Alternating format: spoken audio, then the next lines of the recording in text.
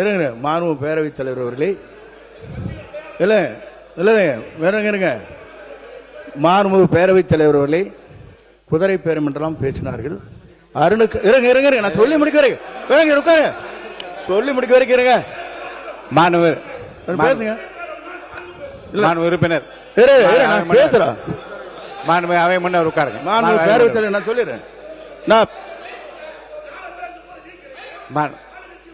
மாணவர் இல்ல இல்ல முன்னவர் சொல்றேன் முன்னவர் இது கருத்து சொல்லிட்டீங்க போதும்.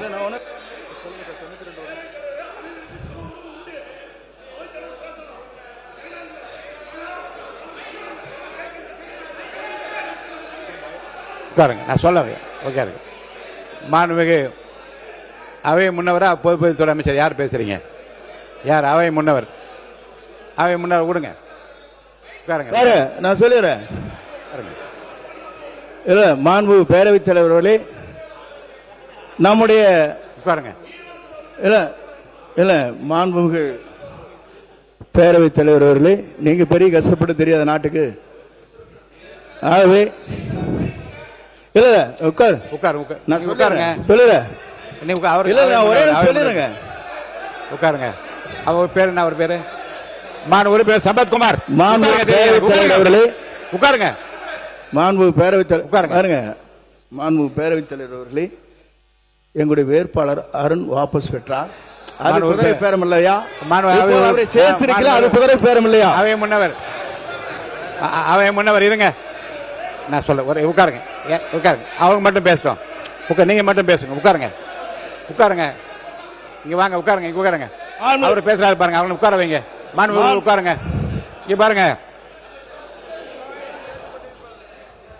மாண்பு சட்டப்பேரவைத் தலைவர் அவர்களே, அவருடைய மனு தள்ளுபடி செய்யப்பட்டிருக்குது. யாரும் வாபஸ் எல்லாம் வாங்கல.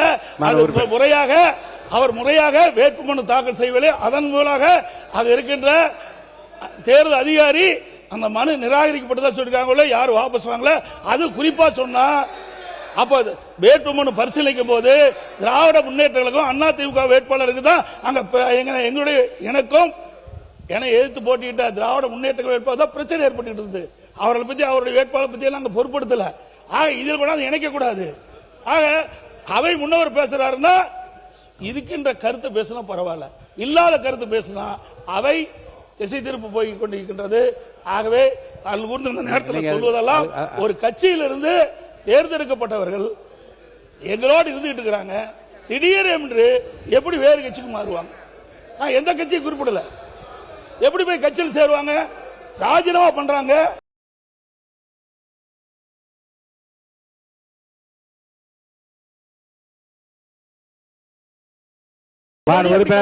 நீங்க இல்ல இந்த விவரத்துக்கு போக கூடாதுன்னு சொல்லிட்டேன். ஏன்னா அந்த வழக்காடு மன்றத்தில் இருக்கு. நீங்க நடக்கிறது இங்க பேசி கோர்ட்டையும் பேச முடியாது. இல்ல ரெண்டு இடத்துல எப்படி பேச? இந்த விதிப்படி நீதி விசாரணையில் இருக்கும் எந்த பொருள் குறித்தும் தம் கருத்தை சொல்லவோ அப்பொருள் குறித்து பேசவோ கூடாதுன்னு அனுமதி இல்லை. இருங்க, நீங்க கோர்ட்ல கேஸ் இல்லைன்னா என்ன வேணாலும் நான் பேச அனுமதிக்கிறேன். வழக்குல இதெல்லாம் சொல்லியிருக்கீங்க. கீழே என்ன இதுக்குள்ள விவரத்துக்குள்ள நான் போக அனுமதி இல்லை. இல்லைங்க, எந்த கட்சி இல்ல பேரு சொல்ல கட்சி விவரம் என்னன்னு சொல்றீங்களா? வழக்காட்டு மன்றத்தில் இருக்கிற பிரச்சனையில் இருக்கிற விவரத்தை சொன்ன பிறகு அப்புறம் எந்த கட்சி அந்த கட்சி என்று அல்ல கோர்ட்ல இல்ல. இப்ப நீங்க சொல்ல வந்த கருத்து ஒரு கட்சியில் வெற்றி இல்ல நான் அவர்